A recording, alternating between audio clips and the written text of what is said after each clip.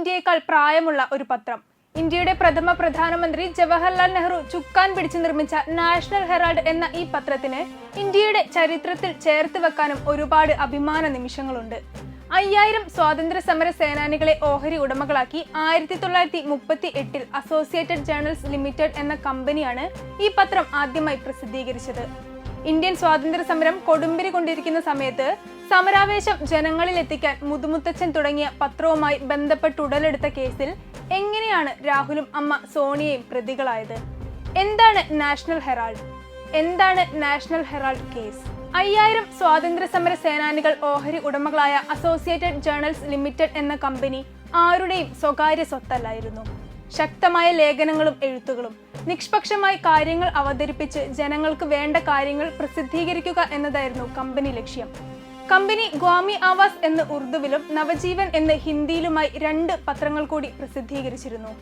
1942 British ഭരണകൂടം പത്രത്തെ പിരിച്ചുവിട്ടിരുന്നെങ്കിലും 3 വർഷങ്ങൾക്ക് ശേഷം വീണ്ടും തുറന്നു പ്രവർത്തിച്ചു. 1947 സ്വാതന്ത്ര്യം ലഭിച്ചതിന് ശേഷം പ്രധാനമന്ത്രി സ്ഥാനം ഏൽക്കുന്നതിനു വേണ്ടി നെഹ്റു ചെയർമാൻ സ്ഥാനം രാജിവെക്കുകയായിരുന്നു.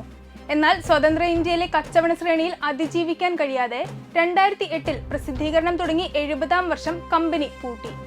നാഷണൽ ഹെറാൾഡ് അടച്ചുപൂട്ടിയതോടെ വിവാദങ്ങൾ ഉയർന്നു പൊങ്ങി.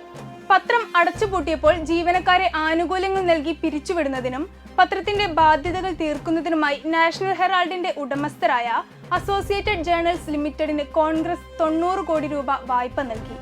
എന്നാൽ വായ്പ തിരിച്ചടയ്ക്കുന്നതിൽ കമ്പനി പരാജയപ്പെട്ടു.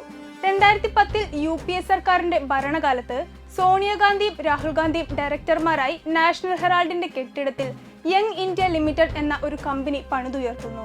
യങ് ഇന്ത്യ ലിമിറ്റഡ് കമ്പനിയിൽ സോണിയയ്ക്കും രാഹുലിനും 76% ഓഹരി പങ്കാളിത്തമാണ് ഉണ്ടായിരുന്നത്. ശേഷിച്ച 24% ഓഹരികൾ പാർട്ടി ട്രഷറായിരുന്ന മോത്തിലാൽ വോറയും ജനറൽ സെക്രട്ടറി ആയിരുന്ന ഓസ്കാർ ഫെർണാണ്ടയ്ക്കുമായിരുന്നു. കോൺഗ്രസ് നൽകിയ 90 കോടി വായ്പ പിന്നീട് യങ് ഇന്ത്യയുടെ പേരിലായി. അപ്പോൾ സ്വാഭാവികമായും AJL യങ് ഇന്ത്യക്ക് പണം നൽകണമെന്ന് വരുന്നു. പണം നൽകാൻ കഴിയാത്തതിനാൽ AJLന്റെ ഓഹരികൾ വെറും 50 ലക്ഷം രൂപയ്ക്ക് യങ് ഇന്ത്യ വാങ്ങുകയും 2000 കോടി രൂപയോളം വരുന്ന നാഷണൽ ഹെറാൾഡിന്റെ ആസ്തി സോണിയയും രാഹുലും ഡയറക്ടർമാരായ കമ്പനിയുടെ പേരിലാവുകയും ചെയ്യുന്നു. പിന്നാലെ കേസും.